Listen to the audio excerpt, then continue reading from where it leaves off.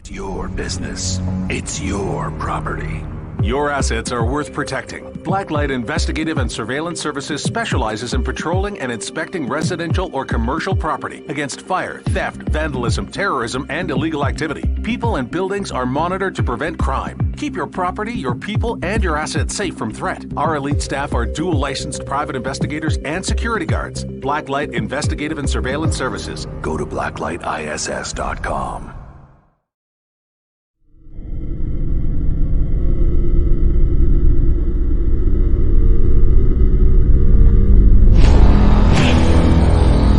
The same thing that draws aliens to our planet is the same thing that draws us to others. Exploration, curiosity, sustainability of life, that's why we go. It would make sense as to why they're visiting here. Travis! Quit playing around, man! Get back here! Travis! The last thing I remember was this numbing shock. Stunning sort of a feeling. Very powerful. Get away from me! I was just out of my mind with fear, just screaming the whole time. It's been theorized that aliens prefer remote areas because they don't want to attract attention. Whatever it is that they're doing, they would want to do that in a less populated area. There are multiple accounts of the same thing from people from all over the world. People that do not know each other, do not live in the same cultures, and they're all looking up, they're all seeing things in the sky. So it would be naive of us to think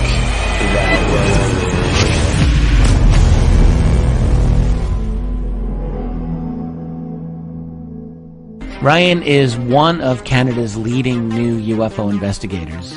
He conducts and oversees UFO investigations on a constant basis and was really taken by his research. He's compiled a tremendous amount of data regarding UFOs in Canada. And just as interesting, he really goes over how UFO investigations are done and what are some of the mistakes that people make when they submit evidence.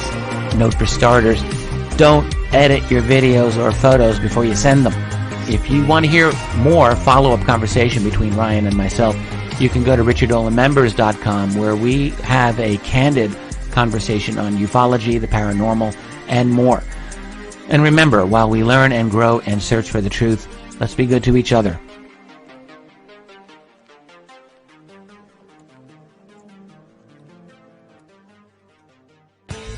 Welcome to the Observation Deck, a state-of-the-art, one-of-a-kind virtual platform that takes video conferencing to the next level by using avatars to navigate a campus, just like you would in real life. First, you install the application and design your very own unique avatar. Then you're free to explore the various areas of the campus at any time from anywhere. There's so many areas and activities to choose from on the platform. There's a 1,000-seat auditorium, a large expo hall, a movie theater, a nightclub, an art gallery, and even a beach. Come attend a conference or take a class or hear a lecture. Meet new friends and interact directly with presenters. It's all right here on the incredible Observation Deck campus. Where in the world will you go?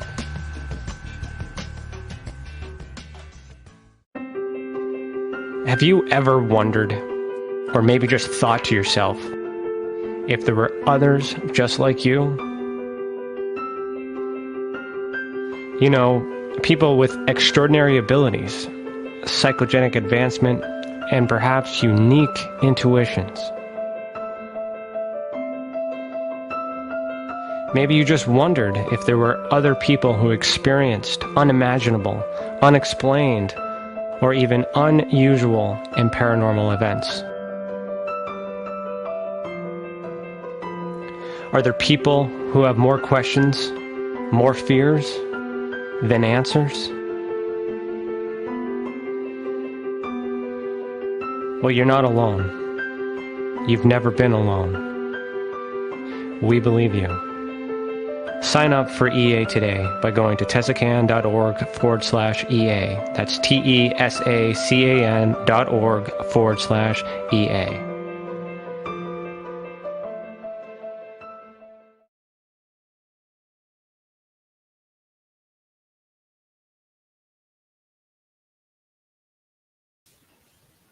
Hello, everyone, and welcome to E-Day, hosted by the Experiencer Support Association.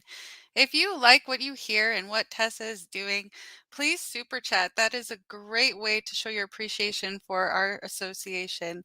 Only super chat questions will be answered today, and all proceeds go into the Tessa mission, with half of the money raised in today being donated to the Shriners Children's Hospital. So if you can donate, please do, and thank you in advance.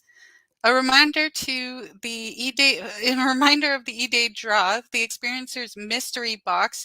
You must collect all 8 letters and build the magic word. 1 letter will be revealed in each segment of E-Day scheduled, and then you have to unscramble the letters and build the magic word and submit your best guess to admin@tessacan.org email to enter for your chance to win.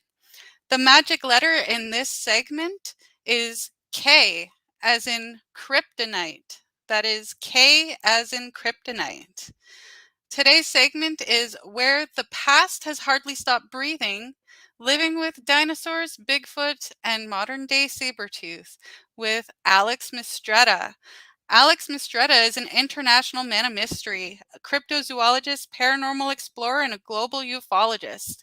Alex will be discussing species in Africa that he claims will redefine biology as we know it. So stick around and find out how, and stay tuned for our next speaker, Serena Drasis, who will be introducing a segment of her newest book. That will be starting at 6:30 p.m. Eastern Time. So please give a warm welcome to Alex Mistretta. Hey guys, thank you for tuning in. Hopefully there's more than 2 or 3 of you guys. And I don't know if I can live up to that intro, but we're sure going to try.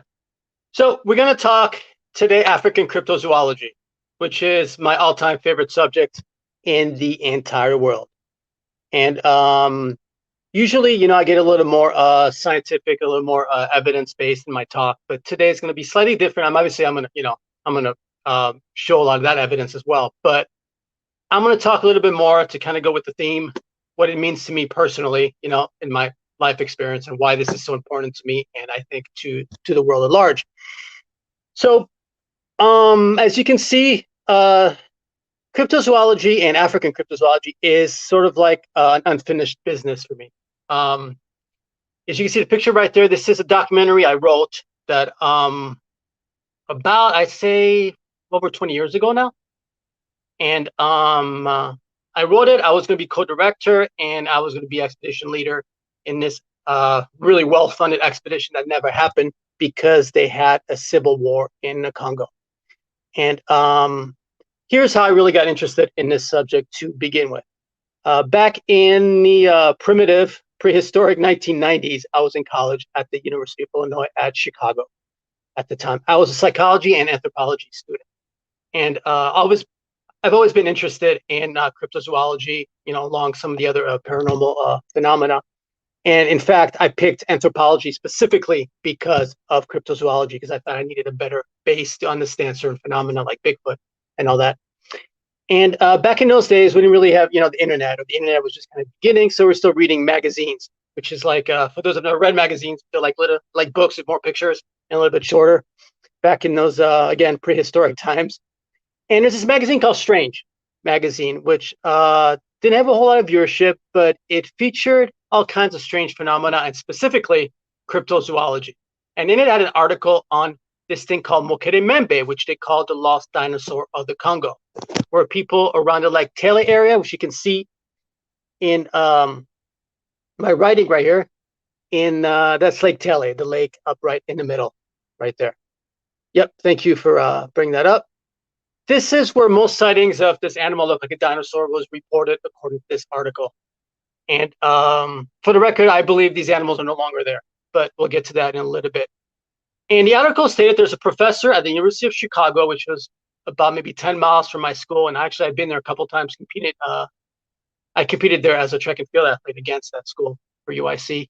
And there's this professor called Professor Roy Mackal, which launched an expedition into the Congo because he believed that an animal what he thought was a dinosaur managed to survive 65 million years and in this isolated area and was still around today, which sounded absolutely insane and crazy at the time, right? And so he launched an expedition, and he brought back a lot of interesting data. He saw one thing out in the distance, and apparently he said he had a large animal swim underneath his boat. But aside from that, he didn't really get to see anything. But he brought back stories of fishermen and locals and seeing this animal out on Lake Tele and in the region in general. And I was absolutely fascinated. I was obsessed with it. I even went to library in my school, and I found a book on Mokere-Membe, which I borrowed and actually never brought back. I did pay for it eventually, but back in those days, again, you didn't have Amazon, so I decided to keep the book. And I became absolutely obsessed with the subject of this possible dinosaur. Or remember, dinosaur doesn't mean a bona fide dinosaur. It means an animal that resembles sauropods, right? In the region. And apparently there were other animals in the region that were undiscovered, according to Dr. Roy Mackel and a couple of subsequent expeditions. So my goal then from graduation on was to launch an expedition into the Congo. So I worked for about 2 years on this project that you see up right here, getting it together. We were incredibly well funded at the time. We had 2 Mi-26 helicopters with Russian pilots. We had a submersible to go inside the lake and the river. We had infrared cameras. We had a plane. I mean, you name it, we had it at the time. But unfortunately, due to the deterioration of the region in terms of warfare and civil war, which is always on and off in that part of the world, unfortunately, we were not able to actually go. In fact, I spent about 2 months sitting around in Paris, eating a lot of chocolate croissants. If you ever go to Paris, chocolate croissants are delicious there. And the flan, if you ever had flan in Europe, it's not like the Mexican flan. This is hard flan. I recommend it, by the way, off topic. Get the flan if you're ever in Paris. Nonetheless, I was there for 2 months, waiting, hopefully to go to the Congo, and it never happened. So this became a little bit of an obsession for me since then. So next slide, please.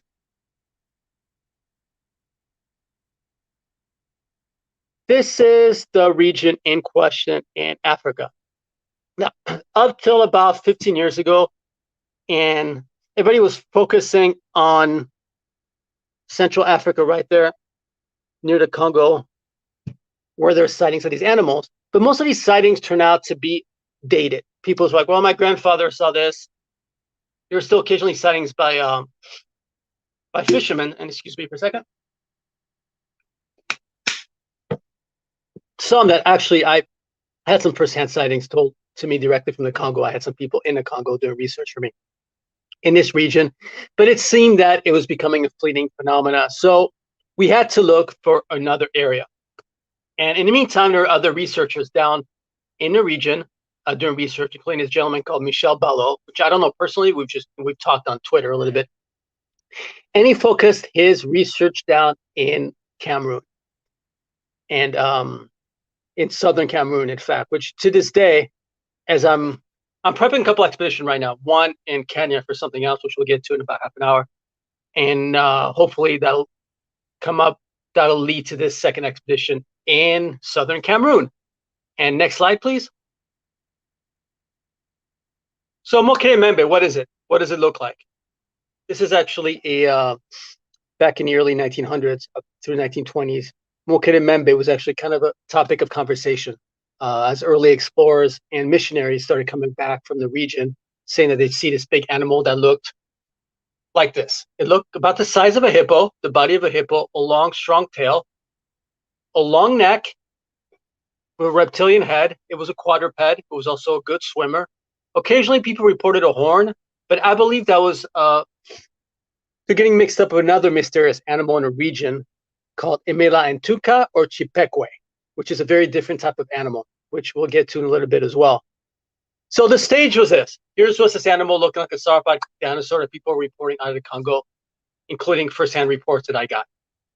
And next slide, please. Make that a little bit big. Yeah, there we go. And as it turns out, as I started doing research, this was not a new thing. This is actually date back to Roman times. This was the Mosaic of Palestrina, which is actually in a museum in Italy to this day. And it was about life in, at that time, the Blue Nile. Now, as I started doing research, it turns out that, as with a lot of animals today are going extinct, this Mokeremembe, or animals resembling Mokeremembe, was a lot more abundant across Africa, as far as Zambia, Tanzania, perhaps even, Egypt. And obviously, as the years went on, the species seems to be shrinking because all the sightings started centering around either, the Congo, Cameroon, and Gabon, which is right next door in that one little area. And obviously, as the decades went on, there's less and less sightings going on, right? So, which leads me to believe that the animal is going extinct, or it's shrinking, or its territory is shrinking. Now, what's interesting about this region, however, it's what's called the Congo Basin. It's called a center of endemism, which means that it's a place where that has numerous species that only live there and nowhere else in the world. So that kind of gives a little bit of veracity to the fact that we can have a mysterious animal there. And like I said, this is a real mosaic from a bona fide museum up in Italy. And obviously, yeah, could it be a misrepresentation of a hippo? Perhaps. Next slide, please. And so as the years went on, I started doing more research and became more and more obsessed. There's a whole lot of info, right? Because not a lot of people go to that area. There's not a plethora of books around the subject, and it's something most people never even hear about, even in the cryptozoological community. And especially here, we have a little bit of problem with in America. Is it's become a little bit of a front for the young creationist movement, which are a group of people that believe the Earth is 6,000 years old, and they're using a possibility of a dinosaur survival to prove their point, which obviously we all know today that that's obviously wrong. But they've been the one that have had the money to people launch expeditions and do a lot of work. Now, that said, a couple of those guys have done pretty good field work in the Congo, as misguided as they may be.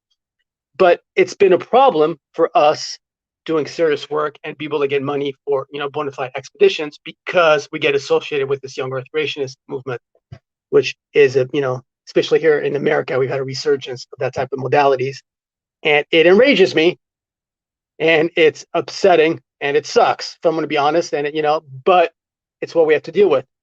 However, in Europe, this is a bona fide science magazine, kind of like, we have Discover here in the United States, Science et Avenir, and they had a serious article about the possibility of dinosaur survival via Mokeremembe. Now, for the record, personally, I doubt this is a dinosaur. I think there's a lot of other hypotheses.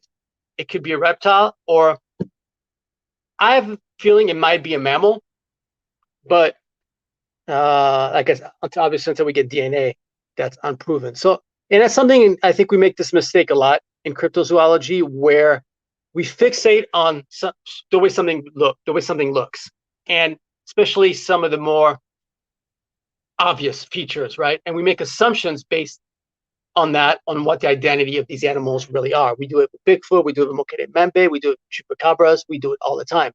The reality is that could be very deceiving. Looking like something doesn't make it so.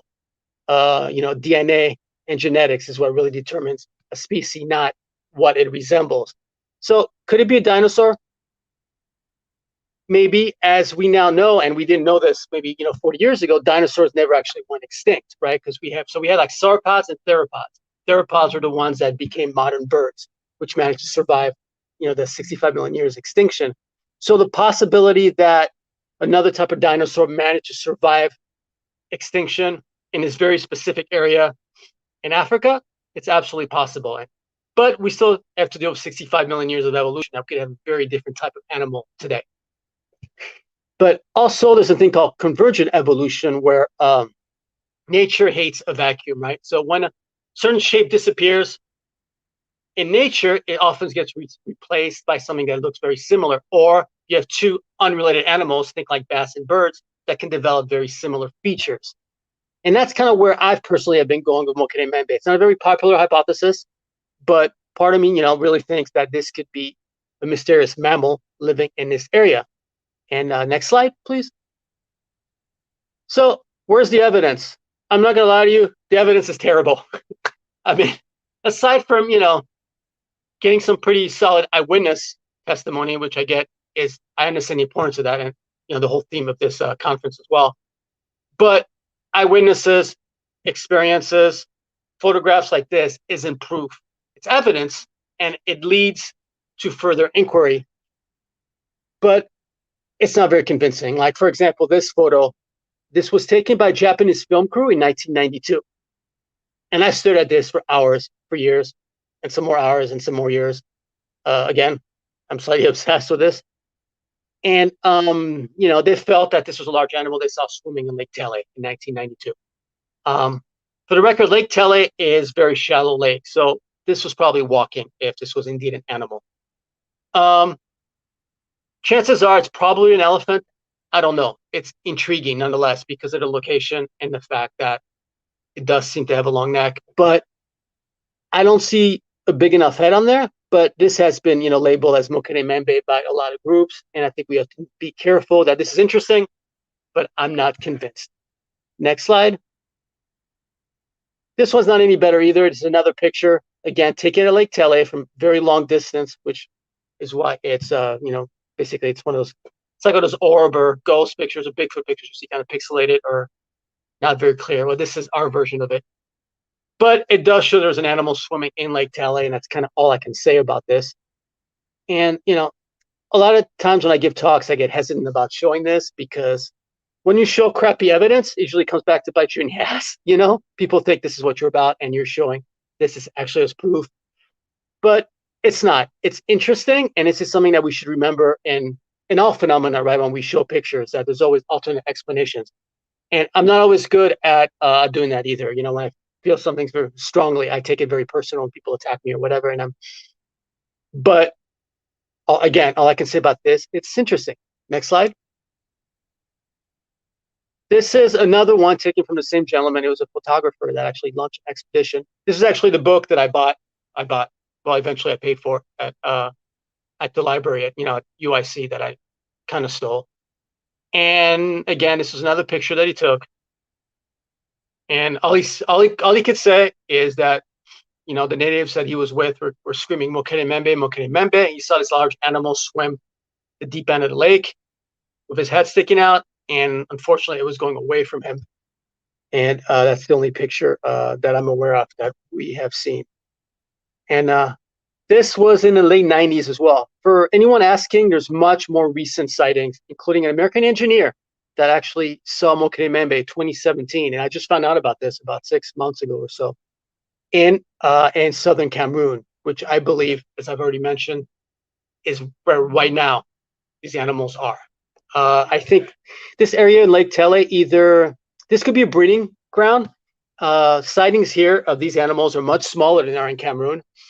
And they seem to be missing some dermal ridges on the back of their neck and their body that's been reported in southern Cameroon, which could be, for me, I think, a sign of sexual dimorphism, which is usually a difference between male and female body types. So this could just be an area where females go to have their young and maybe then migrate back. There's a lot of rivers in this area. There's a lot of tributaries behind Lake Tele that go off into the unexplored jungle. In fact, when I was talking to people in the Congo, I had my stepfather, in fact, luckily was friends with the commissioner of police in one of the cities down there. And he was able to gather a lot of eyewitnesses and talk to people and get me in contact with people. And what we were told was that these animals still existed, but much further deeper in the jungle, heading towards Cameroon. And that's kind of gave me personally the first hint that these animals were moving in terms of, where they were breeding and all that. Next slide. So this is, we can make this a little bit bigger, perhaps. This is what I was talking about. Most of the sightings occur with the fishermen early in the morning. So they hate these animals because they interfere with their fishing. And to me, that's pretty compelling. It has no, supernatural attributes that they add on to it. It's not, for them, it's not a myth. It's not, some kind of mythical animal. It's an animal that lives in a river and in a jungle that gets in the way when they want to go fishing because it's pretty aggressive. They do maintain, though, that these animals aren't meat eaters. They're vegetarian. In fact, they get in a river and they use the river system to get around. And remember, like I said, they're quadrupeds, so they're walking on 4 legs. And what they do is this thing called the malombo fruit, which is right on the side of the river. It's just pretty common in this area, and very common also in southern Cameroon, which we'll get to in a little bit. And it's, according to this fisherman, it's their favorite food. And that's where most encounters occur. And there's less and less of these type of encounters. Like I said, these animals are moving deeper in the jungle. And the reason they fear these animals is they're aggressive with their tails. When they see a boat, they tend to kind of they'll put their posterior to it, and they'll kind of like wag their tail, viciously to try to get out of the way. And as obviously territorial, but again, they're not meat eaters by any means. Next slide.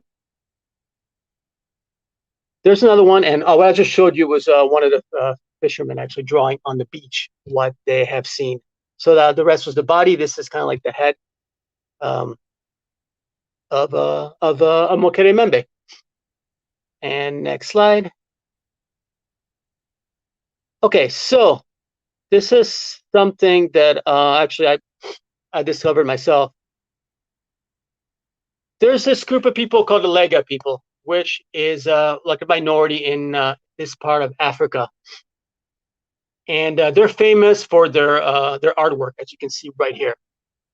And most of their artworks are, local or masks or animals. So you'll have snakes, you'll have, penguins, whatever animals are in the region. And there's an exhibit at UCLA at the Fowler Museum, which I live in Los Angeles. And actually, I called UCLA, but unfortunately, the figures were all gone by then. And they had all these figures from the Lega people. And in the middle of all the other animals was this. And there's a couple of these, and it was the only ones not labeled snake, turtle, whatever. It was just labeled animal figure. And it matches pretty perfectly the description of Mokeremembe. As you can see, this is exactly what it would look like, except the neck might be a little bit longer. Even though it's interesting, though, there was one sculpture a fellow researcher found of supposedly juvenile Mokeremembe, and it had a very short neck next to its mom that had a very long neck. So I don't know if that means anything, but nonetheless, as you can tell, it's got kind of like the big head. The body looks like a sauropod dinosaur, for the lack of a better description. And this dates from the 1800s. Now, here's what's interesting as well. Even though people have found dinosaur bones, for hundreds of years, officially dinosaurs weren't officially named until the mid to late 1800s. Whether this precedes that or not, I'm not sure. It's kind of within that time frame. But there are no dinosaur bones in Africa that were found. In fact, the fossil record for dinosaurs or dinosaur-like animals, that's what we're talking about, in the Congo is very slim because it's a very humid environment, meaning that fossilization rarely occurs. And so this animal is kind of hard to explain. I showed this to Michel Ballot, which is one of the explorer I told you about earlier. He's a gentleman doing all this work in southern Cameroon, probably doing the best Mokeremembe work today. I'm jealous of him because he's been able to find funding where I haven't, but nonetheless, he felt as well that this was a representation of Mokeremembe. And again, this isn't from like some crazy source. This is from UCLA, their Fowler Museum, which I called personally, to talk to them about it. So next slide. And this is yet another one from that same collection. Also labeled animal in their collection. So I'm still in the process of trying to find this collection and to see where it went. Last I heard, it was in Europe, unfortunately. But again, we're dealing with an animal that's not supposed to exist in that part of the world or anywhere else today. Next slide. Okay, so then a question, before we go back to the Congo, the question remains, do animals exist somewhere else? Is there a tradition worldwide of these same type of animals? The question is yes and no. There's been stories out of Malaysia, something similar in the Tasek Bera, and also out of South America. South America had, for example, the explorer Percy Fawcett, which a lot of you are probably familiar with, the Lost City of Z. They had a film about it not too long ago. He came back with stories of Mokere-Membe types, so sauropod types and dinosaur type animals in South America, around kind of the Brazil-Peru region. This is an alleged wall painting from somewhere, I believe it's Peru. Here's the thing, though. The person that found this, again, was one of those young Earth creationists that, as I mentioned, are kind of suspect in terms of some of the data that present. According to this expedition, they found this somewhere in South America. They wouldn't say where. I think it was Peru from some of the clues that were left in the videos and some of their subsequent writing. But that's just a little bit of a guess from my part. And they claim that, as you can see, this was wall painting of what obviously is people hunting a dinosaur type of animal. I don't know if this is real.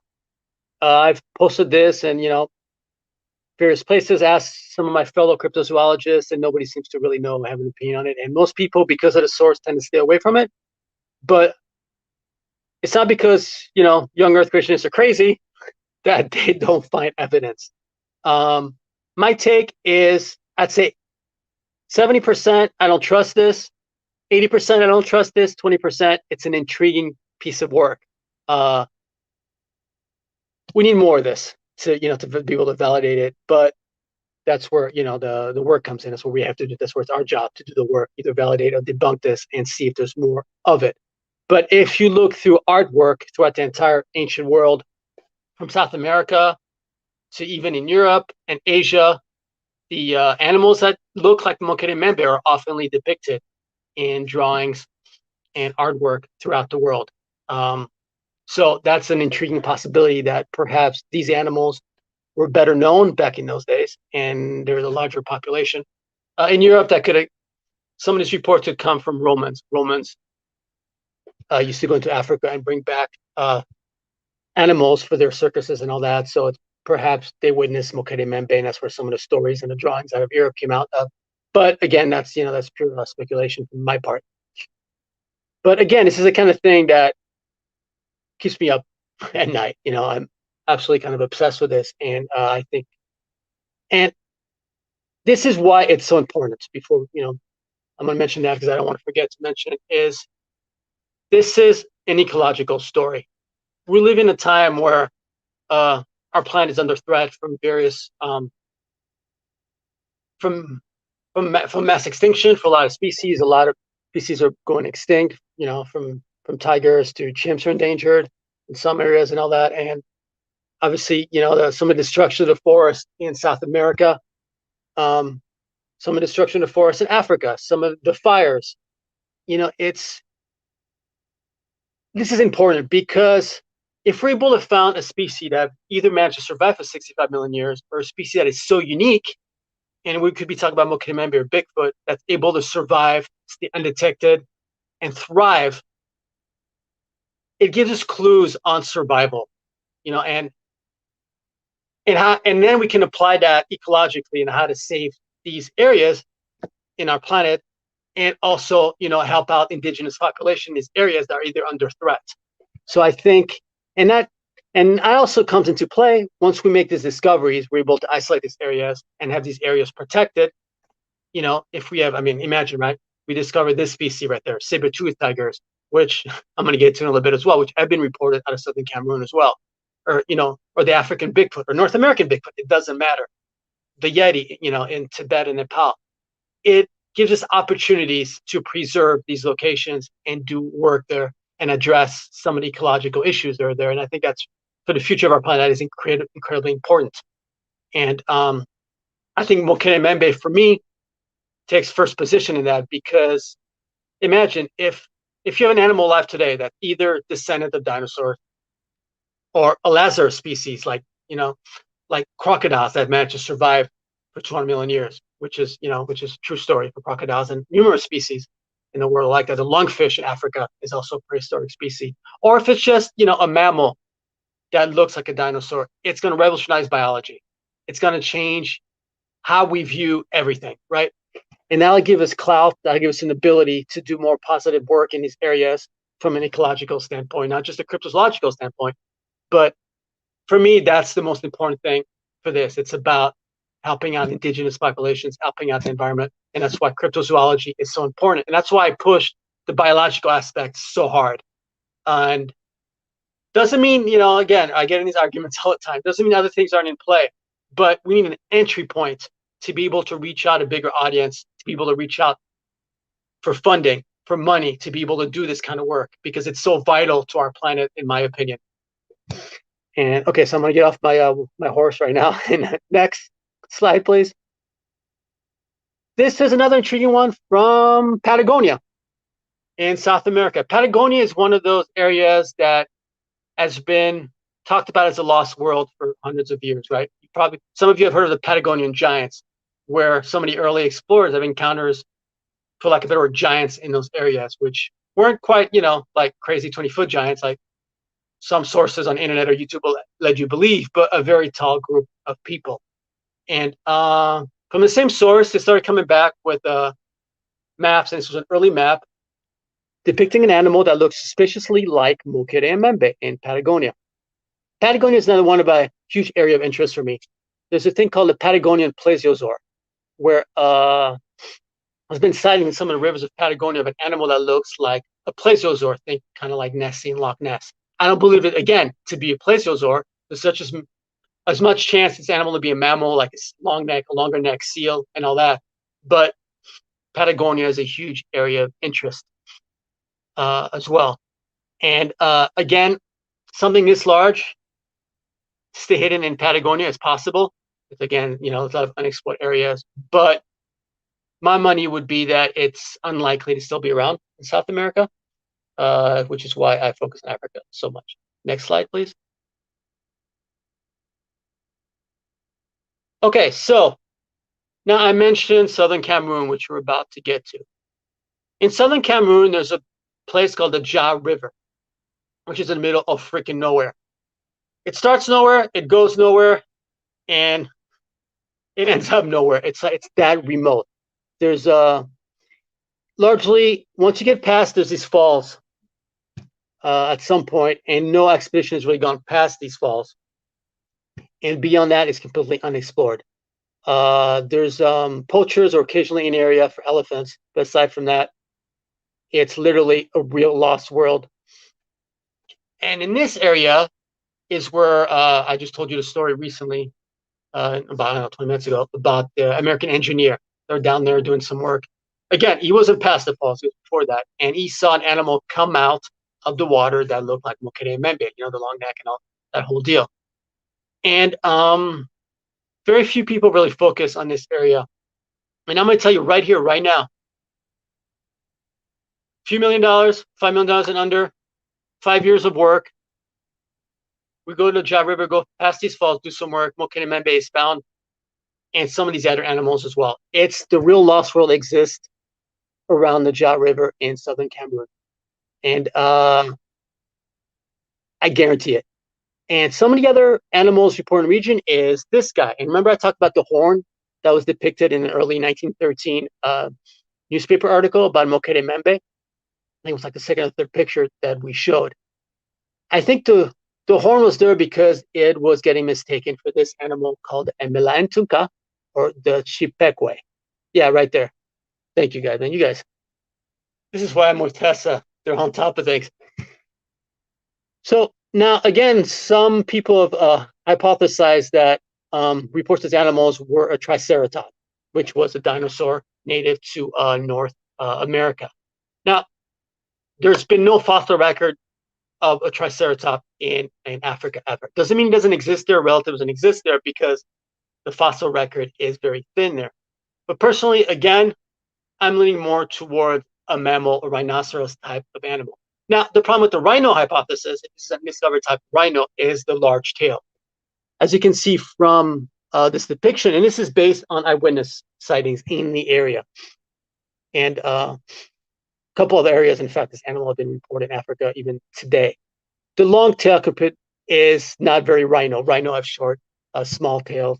So that's an issue. Now, could the long tail be mistaken again with Mokere-mbembe? I don't know.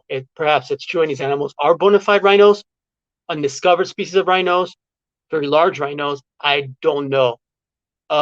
Could this be another prehistoric mammal? Absolutely. fossils have been found recently of gigantic mammals that we didn't even know existed in the fossil record from during the time of the dinosaurs and beyond. So it's possible that this is one of those. Again, it's about the size of a hippo.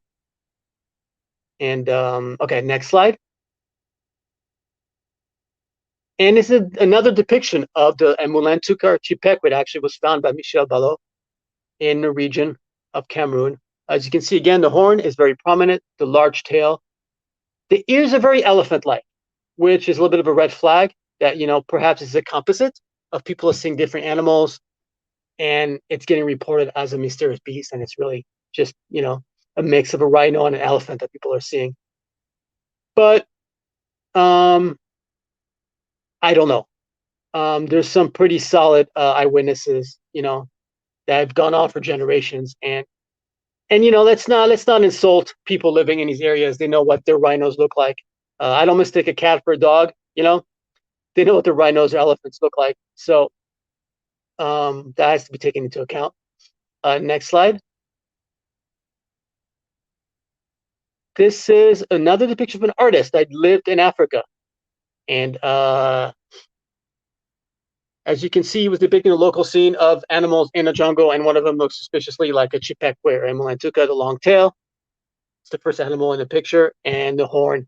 And eyewitnesses also say that it's a very aggressive animal. It does kill hippos, for example, and elephants on its flanks, like it's doing in the picture.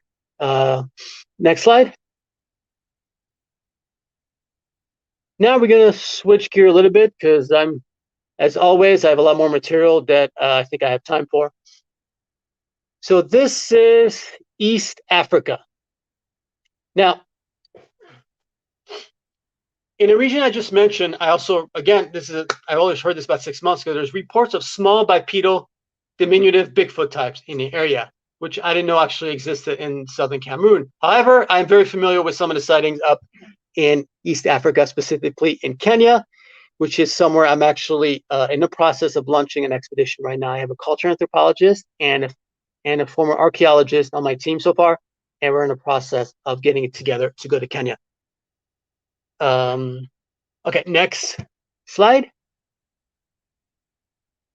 So, how all this started. In 1980, there was a anthropologist named Jacqueline Brumaguer-Eberhardt. She was one of the world-leading anthropologists. You know, her textbooks were used in university. She has numerous papers to her name, and she had spent about 50 years in Africa working on tribes down there. She had basically completely gone native. She had left her husband, married, you know, a Kenyan that was her assistant at the time, and she was just there doing cultural anthropological work in the area. But then one day she had a magazine with her, Time magazine, and on it was a picture of Homo habilis, which the story of evolution has changed drastically since then. But back in those days, Homo habilis was the first human, you know, kind of used to walk upright and all that. And one of the a hunter who saw a picture, she's like, oh, he's like, I see these guys in the forest occasionally, which got her intrigued, and eventually got me really intrigued. And so she started inquiring about these kind of like bipedal, hairy, you know, little Bigfoots that were seen in the jungle, and she wrote an entire book about it, which is her book that's out of print now. And it was only published in French and in France. So luckily, I speak French. I'm able to read it. So that's how I learned about these Bigfoots in Africa. She calls X. Okay, next slide. There she is with the bow and arrow, supposedly left behind by an X. Now, that's where it gets a little bit confusing. Now, she has a cultural anthropologist viewpoint, meaning that she reports sightings based on experiences, right? People tell them what they see, their experiences, and she labels that based on what they're telling her. Now, I have a physical anthropology background, so I view things through more of a genetic and a speciation lens, right? So for me, species, if I'm going to describe a species or sightings, I'm going to compare it to what we know from biology, what species that we know about, and all that. and which she's obviously fully capable of doing, and she did that in her book to a certain extent. But for the most part, she labeled X based on the type of sighting she was getting. So she labeled X1, X2, X3, X4, X5, depending on how robust, hairy, primitive these sightings were. And so she had sightings of very Bigfoot types, which was the X1, and which interestingly she said occasionally used like tree trunks as weapons to attack, like buffaloes and that sort of thing, and drink the blood of buffalo. Which this attack is something that we hear often from Siberia in their version of the Yeti called Chuchunawa, and occasionally also the Yeti in Tibet and Nepal and that part of the world has been known to attack yaks. So that seems to be a kind of natural enemy for this species, if we're assuming that we're dealing with a very global species, right? And if we did, it would have started in Africa, and that's why I focus on X. I think this is the beginning. This is ground zero for where these type of where this species originated. But here's where it gets strange. There's some more human types. There's some small ones that I mentioned, the more diminutive type of Bigfoot in this area, which are reported all up and down the coast. Some of them are called Nagaguei in Tanzania, and they're reported all the way down to South Africa today. Some are more human. And one left behind these arrows and this bow. And that was really intriguing, obviously, for me, because here we have an actual artifact of something mysterious, and which hasn't been reported anywhere else in the world. Next slide. These are these arrows on the ground.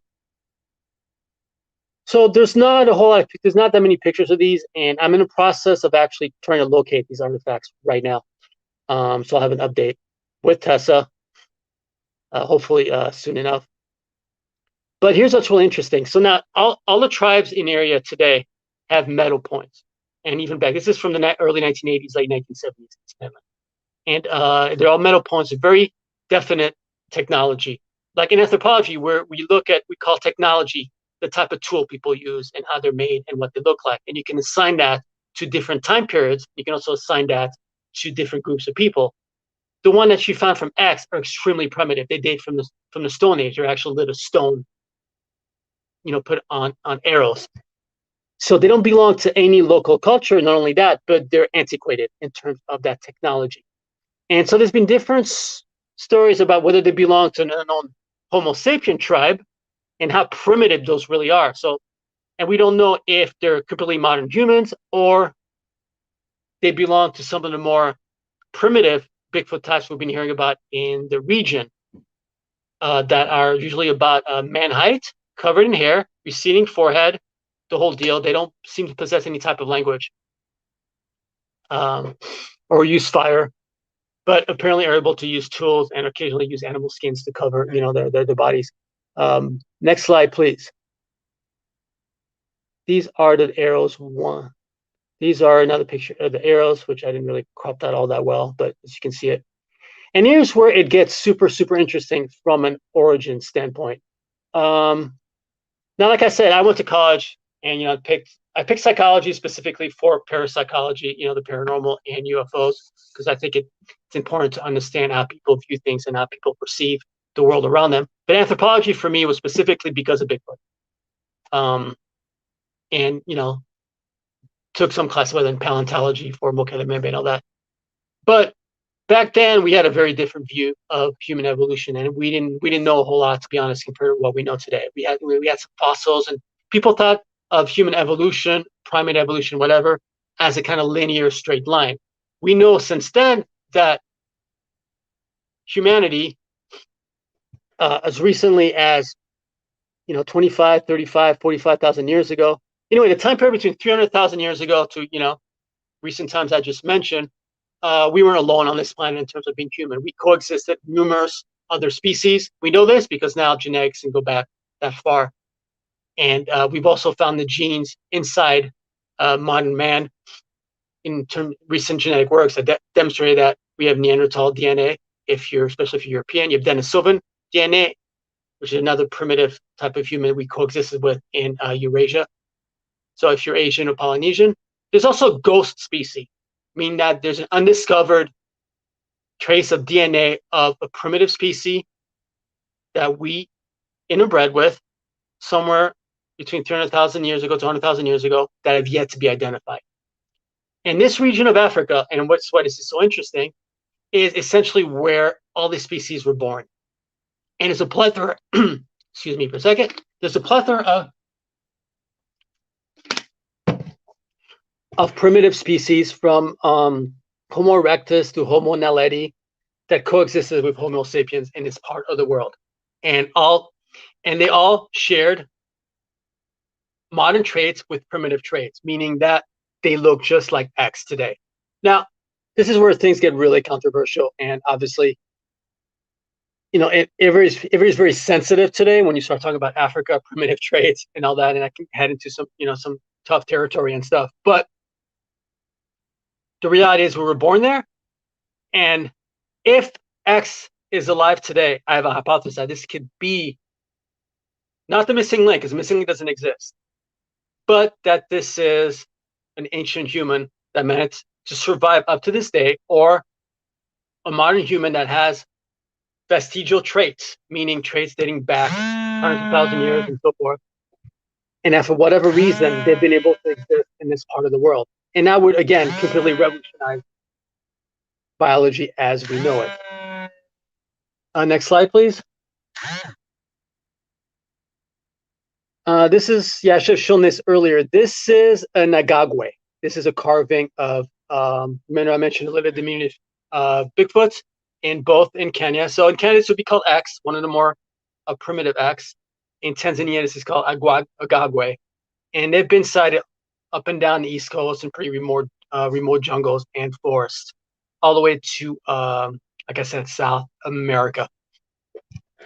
Next slide. And again, in southern Cameroon as well. This is a close-up of the Agagwe. Also, actually, I should mention, it's actually been reported from the Congo, some in the deep jungles, where they call it the Kakundakari.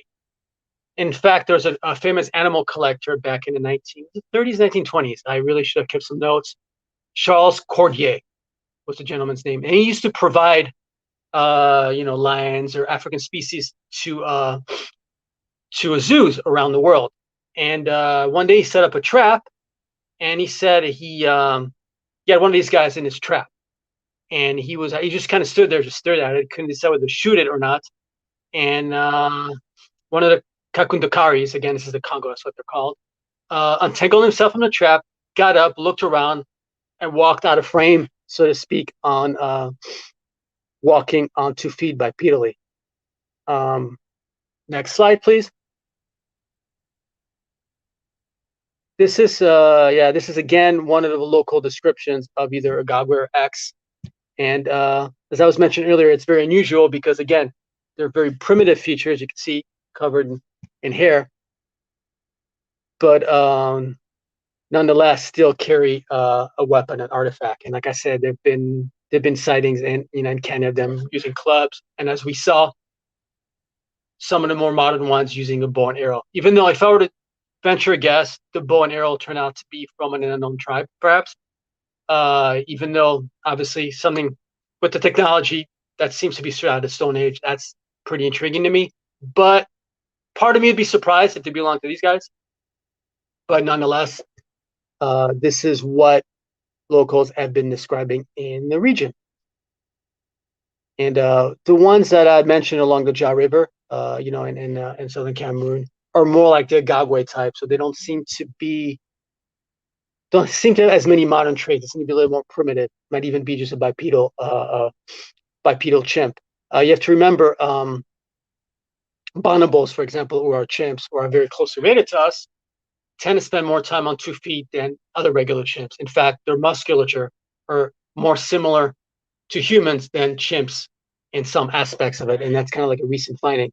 So, the groundwork, and chimps use tools all the time these days. I've seen videos of a chimp making a spear, and there's actually an anthropologist that was down there, and a chimp actually made a spear and threw it at the anthropologist. So the line between ape and hominin meaning humans and human ancestors, is thin in some aspects, and we're dealing with limited amount of data from these areas. So my hypothesis that X is a surviving, archaic human doesn't necessarily cover all aspects of this phenomena in Africa. And next slide, please. This is another depiction of this is specifically, I believe this was from the Congo. This is another Kakundakari. This was commissioned by Bernard Houvelman, which was kind of like the father of cryptozoology. And this was about, one of the sightings people have told him about from the region. And again, this is, described as walking upright, completely bipedal, except obviously you can see very primitive features. And again, drawings are based on, people tend to draw at real quick sightings and take also to add a lot of details that perhaps weren't there, because, your brain has a tendency to kind of make up the lost detail that kind of happens naturally. So we have to be careful with, drawings. But nonetheless, this was what was seen in the region. Next slide, please. Another intriguing find, I'm running a little bit out of time, is this was from South Africa. Now, this is interesting because you see humans at the top with a spear, seems to be having conflict with another human type that's a little bit thicker. Maybe he's carrying a stone in his hand. That's very hard to determine. And this is Bushman cave painting, meaning that it's only a few thousand years old. So whatever, unless this is a scene between man fighting chimps, which is obviously is possible as well, even though the thicker gentleman there with the stone appears to me to be bipedal. We're talking about, if this is archaic humans, and it sort of looks that way, these archaic humans should have been extinct for about 20,000 years before this cave painting was painted or onto rock. So next slide. Okay, and lastly, I also wanted to discuss, going back to the Ja River, that there has been sightings of a saber-toothed type tiger in the area, and which I didn't know, again, until about 6 months ago. I heard of sightings in Africa, from Central Africa, from the Ndendi area, and a couple other locations down there, which is, again, no one's been able to really launch an expedition down there, but I did hear from a gentleman that I'd managed to go down there, and he had heard its roar. According to him, he had never seen the animal, but nonetheless, we've had reports of this animal along the Ja River. And remember, having a saber-toothed tiger doesn't necessarily mean that it's a bona fide prehistoric saber-toothed tiger. All it's really telling you is that we have an unknown cat in the area with similar dentition to prehistoric animals. Even though he looks remarkably like, prehistoric cat from 10,000 years ago, which really is not that long ago. But here's the lesson here is that, again, these traits are biologically possible. There's nothing in biology that prevents these traits being exhibited in modern animals, right? So we don't necessarily have to say, well, this is a prehistoric animal. All we can say is that it looks like a prehistoric animal. Not that it's impossible. Obviously, jaguars and a lot of big cats actually date back from the Ice Age, and coexisted with saber-toothed tigers. And that's it. Looks like I'm out of time. So thank you, Abe. Thank you for listening. I really appreciate it, and thank you for listening to my obsession. And now you guys know what I think about day in and day out. And if you ever go out on a date with me, this will be the topic of conversation. Alex, yeah, you did great there. Do you want to tell everyone how they can find you, where they can find you? Yeah, you can, well, pretty soon, actually. It's going to be a little while. I'm going to be at a place called the X Gates, and which is where all my writing is going to be, and on Substack. I'm not there yet, so just wait up a little bit, but eventually that'll be the main places you'll be able to find me. So, any social medias? Yeah, I'm on Facebook, Twitter, Instagram as International Man of Mystery, or under my name, Alex Mistretta. But I don't post a whole lot of serious stuff on there anymore because it's just not worth the backlash, to be honest. I mean, I do occasionally, but I use Facebook as for catharsis for me. It's like a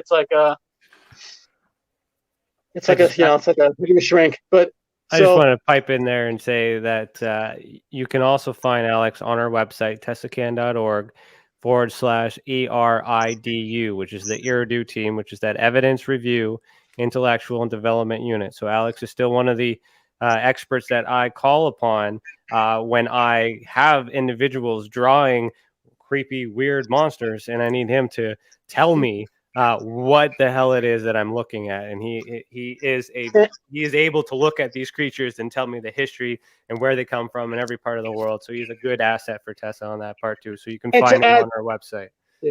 And to add what Captain Canuck just said, I like to think of it more as UFO paranormal mounting, but nonetheless, anything I discover, anything I have, Tessa is always welcome to it. So yeah, if you go on Tessa, anything major, if I ever do anything major, make discovery, it's always going to be available to Tessa. They'll be one of the first to actually get my info. So anything, when I find Mokere Membe, you'll know about it for Tessa. Awesome. We hope you do find him or it. Thanks again, Alex. We're so happy to have you as part of the group and part of E-Day. And that was a fantastic presentation. Thank you so much for that. My mind is blown. I hope everyone will stay tuned for our next segment. That'll be at 6:30 p.m. Eastern Time. It'll be with Serena Drassis, who is also a member of Tessa. She'll be reading a segment from one of her latest books, Ghosts I've Known and How I've Come to Learn to Live with Them. So I really look forward to that. Everyone have a wonderful day and heed the world.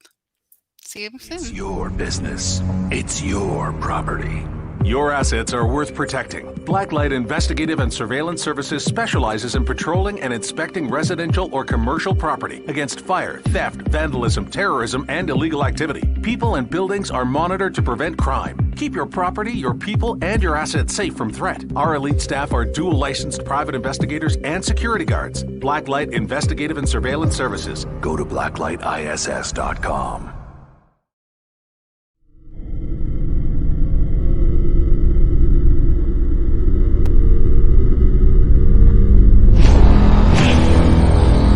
The same thing that draws aliens to our planet is the same thing that draws us to others. Exploration, curiosity, sustainability of life. That's why we go. It would make sense as to why they're visiting here. Travis! Quit playing around, man. Get back here. Travis! The last thing I remember was this numbing shock. Stunning sort of a feeling. Very powerful. Get away from me! I was just out of my mind with fear, just screaming the whole time. It's been theorized that aliens prefer remote areas because they don't want to attract attention. Whatever it is that they're doing, they would want to do that in a less populated area. There are multiple accounts of the same thing from people from all over the world. People that do not know each other, do not live in the same cultures, and they're all looking up, they're all seeing things in the sky. So it would be naive of us to think that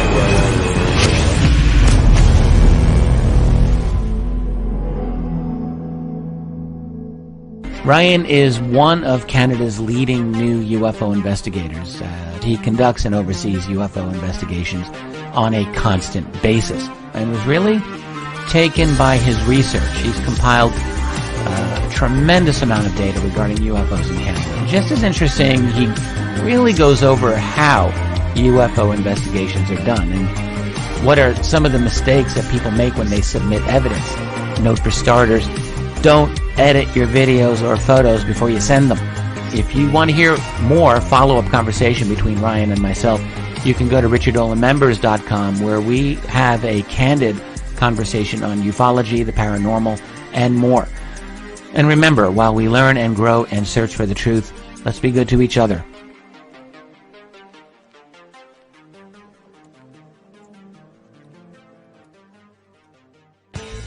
Welcome to the Observation Deck, a state-of-the-art, one-of-a-kind virtual platform that takes video conferencing to the next level by using avatars to navigate a campus, just like you would in real life. First, you install the application and design your very own unique avatar. Then you're free to explore the various areas of the campus at any time from anywhere. There's so many areas and activities to choose from on the platform. There's a 1,000-seat auditorium, a large expo hall, a movie theater, a nightclub, an art gallery, and even a beach. Come attend a conference or take a class or hear a lecture. Meet new friends and interact directly with presenters. It's all right here on the incredible Observation Deck campus. Where in the world will you go?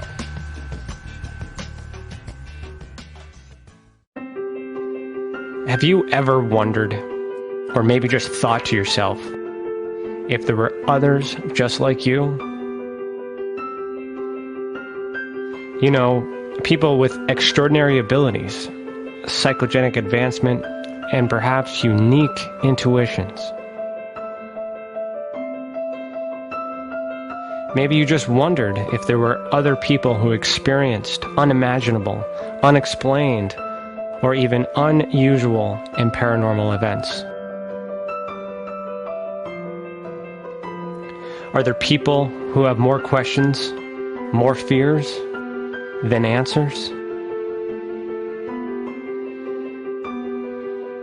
Well, you're not alone. You've never been alone.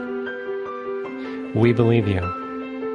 Sign up for EA today by going to tesacan.org/EA. That's TESACAN.org/EA.